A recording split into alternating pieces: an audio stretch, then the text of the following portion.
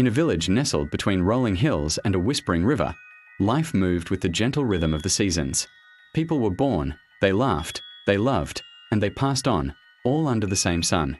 But for one child, the world was painted in a different light.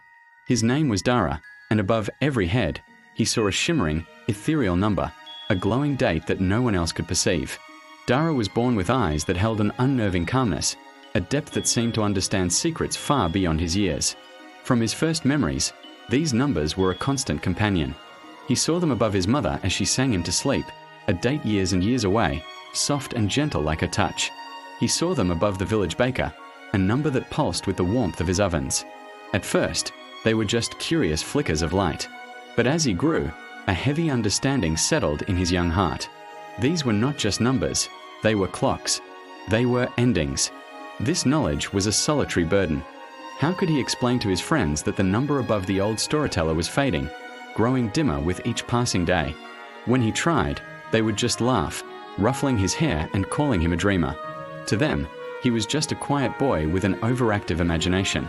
But to Dara, their laughter was a wall, separating him from the simple, blissful ignorance they all shared. He was a keeper of secrets that no one wanted to hear. He started to notice something extraordinary. The numbers weren't static. He saw two brothers, their faces tight with anger after a bitter argument. Their numbers, once bright and distant, had shortened, turning a stark, brittle color. A few days later, after they reconciled with a heartfelt embrace under the old oak tree, Dara watched in amazement as their numbers stretched out again, the light returning, soft and resilient. He saw a woman share her last loaf of bread with a hungry traveler, and the date above her head extended, gaining a warm, golden hue. It was then he truly understood. Fate wasn't a stone carving, fixed and unchangeable. It was clay, soft and pliable, molded by every choice, every act of kindness, every moment of forgiveness. This discovery filled him with a fragile hope. Perhaps his gift wasn't a curse. Perhaps he could help. He began to leave small, anonymous gifts for those whose numbers seemed to shrink, a freshly picked apple on a doorstep, a repaired tool left where it could be easily found. He would guide lost animals back to their owners and help the elderly with their chores, all in a quiet effort to nudge the delicate balance of their time. He saw small shifts, a day gained here, a week there. It wasn't much, but it was something. It was a whisper of defiance against the inevitable. However, not all numbers were so malleable. The village chief, a proud and stubborn man, had a date above his head that was different. It was sharp, unyielding, and fixed. It didn't waver or change. It simply drew closer, day by agonizing day.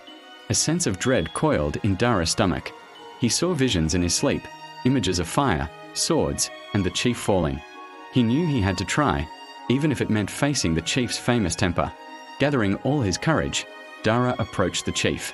His voice, barely a whisper, trembled as he warned of a coming danger, of raiders from the mountains. He pleaded with the chief to post more lookouts, to fortify the village walls. The chief listened, his eyes narrowing. He saw not a concerned boy, but a strange child spouting nonsense. He dismissed Dara with a wave of his hand, laughing off the warning as a boy's fanciful fears. Fate is for the gods to decide, not for a child to predict, the chief declared, his voice booming across the village square. Dara's heart sank. He had tried, but his words were wind against a mountain. He could only watch, helpless, as the fixed date drew closer. The day arrived just as his visions had foretold. Raiders swept down from the mountains under the cover of dusk. The village was caught unprepared. In the chaos of the attack, the chief fought bravely, but he was overwhelmed. Dara watched from a hiding place as the chief fell, the sharp, unyielding number above his head extinguishing like a snuff candle. The village mourned their chief, but in the aftermath, whispers began to follow Dara like a shadow. The children he once played with now avoided his gaze. The adults looked at him with a mixture of awe and fear.